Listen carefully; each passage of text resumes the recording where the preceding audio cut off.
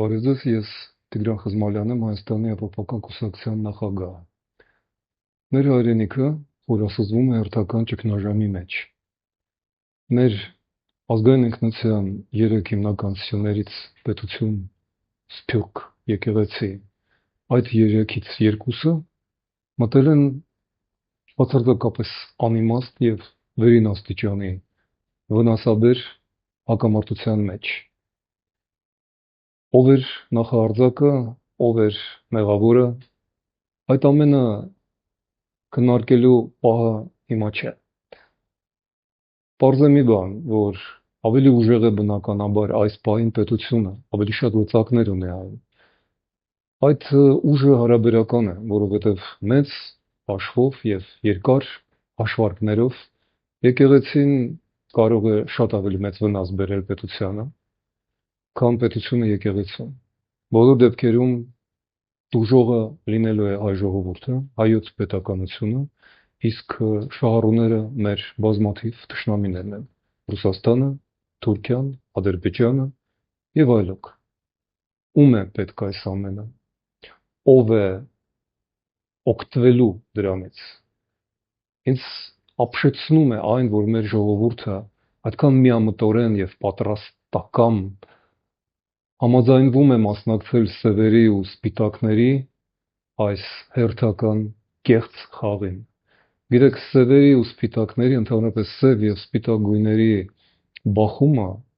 ծնում է երրորդը, գորշը, մոխրագույնը, որի մեջ կորչում են, ջնջվում են, կեղտոտվում են բոլոր այլ գույները։ Եվ մենք չպետք է դրան մասնակցենք։ Երբ որ ես կտրուկ քննադատում եմ իշխանության այս գործելակոչը, ինձ մեղադրում է նրանում, թե ես պաշտպանում եմ եկեղեցին, այդ ինչպես թե դուք, պարոն Խզմալյան, ձեր կուսակցությունը, որն այնքան հակառուս է, որն այդքան առաջադեմ է Եվրոպամետ, պաշտպանում եք այդ վեարներով չեկիստներին։ Ոչ, բացարձակապես։ Նախ մենք հայամետ ենք։ Այդ եվրոպամետությունը մեզ համար դա նպատակ չէ, դա միջոց է։ Միջոցը մեր երկրի պետականության պահպանման, մեր ազգի ինքնության պահպանման համար։ Եվ ես շատերից լավ գիտեմ մեր եկեղեցու եւ պատմական եւ ներկայիս մեղքերը մեր ժողովրդի եւ պետականության առաջ։ Բայց գիտեք, հոնքը սարքելուց աչքը չի կարելի հանել։ Ես հիմնավոր կասկածներ ունեմ, որ այս ամենը սանձազերծած իշխանական կուսակցությունը եւ վարչապետն անձամբ լուծում են բացարձակապես անձնական, կուսակցական նեղ շահերը, խնդիրները եւ հիմնականը դա նախընտրական պայքարն է։ Եվ ինչու եմ ես այդ ամեն ինչին դեմ, որովհետեւ չեկիստների հետ պայքարը, ռուս գործակալների պայքարը ոչ թե եկեղեցուց է պետք սկսել։ Դա եկեղեցու ներքին գործն է։ Եվ իհարկե, եկեղեցին ընդհանրապես արտացոլում է մեր հասարակական իրավիճակը, որովհետև նույն ռուսական գործակալները, նույն գաղութային մտածելակերպը, ստրկամտությունը տիրում են եւ հասարակության այլ ոլորտներում, այլ մասերում, հանրության մեջ, կառավարության, ազգային ժողովում, բանակում եւ բանտերում, կրթական եւ առողջապահական ոլորտներում, միթե դա հայտնի չէ, բայց երբ որ գիտեք Հիսուսը մտել էր տաճար եւ մտրակներով քշում էր այնտեղից վաճառականներին, նա ասում էր ես կքանդեմ եւ 3 օրվա մեջ կսարքեմ, կստեղծեմ նոր տաճարը, նկատի ունենալով իր համբարձումը։ Եվ դա ճիշտ էր, բայց երբ որ վաճառականներին փորձում են եկեղեցուց քշել, այն մարդիկ, ովքեր իշխանության 7 տարիների ընթացքում չկարողացան կատարել այդ նույն գործը սեփական ոլորտներում, չմաքրեցին կառավարությունը ռուսական գործակալներից, ազգային ժողովը, տնտեսությունը, ռուսական ռազմաբազան չկարողացան հեռացնել այստեղից, չկարողացան մեր մշակույթից, կրթությունից, առողջապահությունից, սոցիալական դաշտից, մամուլից, ընդհանրապես տեղեկատվական դաշտից հեռացնել ռուսական ազդեցությունը չեն էլ փորձում, եւ նրանք թողնելով սեփական գործը չարած, չմաքրելով դատարանները, չպատժելով գողերին եւ մարդասպաններին, չկատարելով այն, ինչի համար իրենք ընտրվել են եւ ինչի համար մեր հարկերից աշխատավարձ են ստանում, հիմա իրենք անցել են եկեղեցում մաքրմանը, մաքրազոտմանը։ Արդյոք դա կստացվի։ Իհարկե ոչ։ Ընդամենը կվարկաբեկվի հերթական անգամ այդ կարևորագույն գործը, որը պետք է անի եկեղեցին ինքը, հավատացյալ ժողովուրդը պետք է դա անի, որովհետև ըստ սահմանադրության եկեղեցին անջատված է պետությունից, հետևաբար պետությունն էլ անջատված է եկեղեցուց։ Ինչի հիմա այս պահին այդ պատերազմական իրավիճակում, երբ երկու զավթիչ բանակ են կանգնած մեր տարածքում, ռուսական զավթիչները 102-րդ բազայում եւ սահմաններում, իսկ Ջերմուկի, Սյունիքի սահմանային գոտում 200 կիլոմետր քառակուսի եւ ավել կանգնած է ադրբեջանական զորքը, եւ այս ընթացքում կրելով մեկը մյուսի հետևից դիվանագիտական, քաղաքական, աշխարհաքաղաքական, քաղաքակրթական պարտություններ մեր իշխանությունը որոշել է եկեղեցիով զբաղվել, արդյոք դրա ժամանակն է, արդյոք դա էր հիմա մեզ պետք, արդյոք դա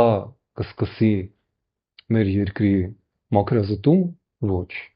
դա կխորացնի մեր ներքին ճգնաժամը, դա քաղաքացիական պատերազմ է հրահրելու, որովհետև այնքան 100 կամ 200 հազար մարդ, որքան կարող են մոբիլիզացնել դրա համար իշխանությունը, այդքան, եթե ոչ կրկնակի անգամ կմոբիլիզացնի նաև եկեղեցին, ինչ ենք մենք ստանալու արդյունքում։ Ինչու նման բաներ տեղի չեն ունենում Եվրոպայում, որի օրինակը ես անընդհատ բերում եմ որպես եվրոպական կուսակցության նախագահ։ Մի անգամ էր այդպիսի բան, երբ եկեղեցին Եվրոպայում մեր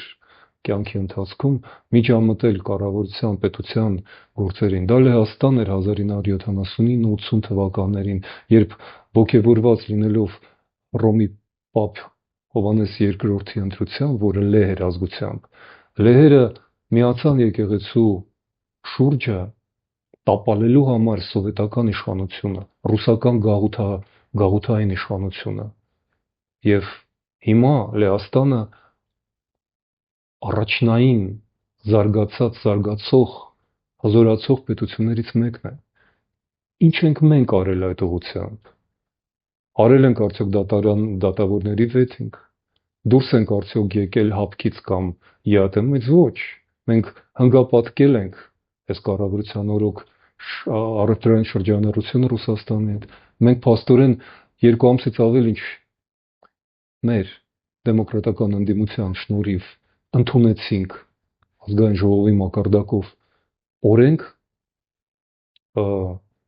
Եվրոմիություն անդամակցելու մասին եւ մեր նախարարները մեկը մեկի հետևից հայտարարում են, որ մենք հայտ չենք ուղարկել եւ չենք պատրաստվում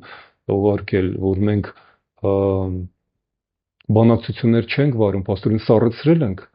Եվրոմիության հետ մերձեցման գործընթացը եւ այս պայմաններում ենք մենք կախված մազից շրջապատված թշնամիներով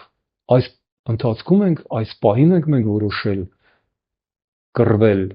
ներսում։ Ես համարում եմ, որ սա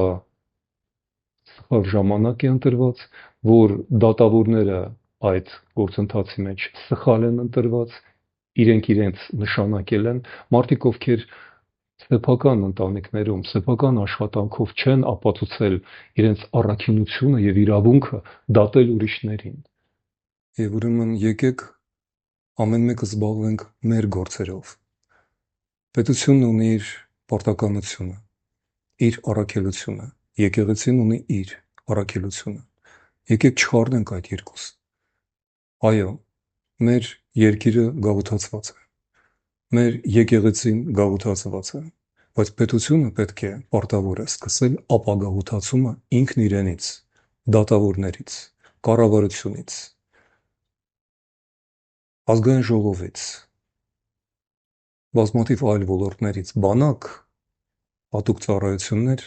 այն ամենը, ինչով զբաղված է պետությունը, ինչի համար այն ստեղծված է, մեր հարկերով։ Եկեղեցին գոյություն ունի եկեղեցի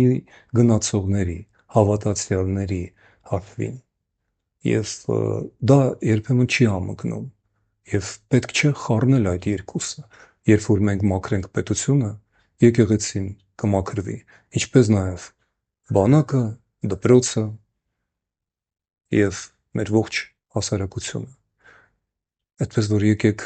հրաժարվենք քաղաքացիական պատերազմից, դա մեզ մոտեցնում է պատերազմի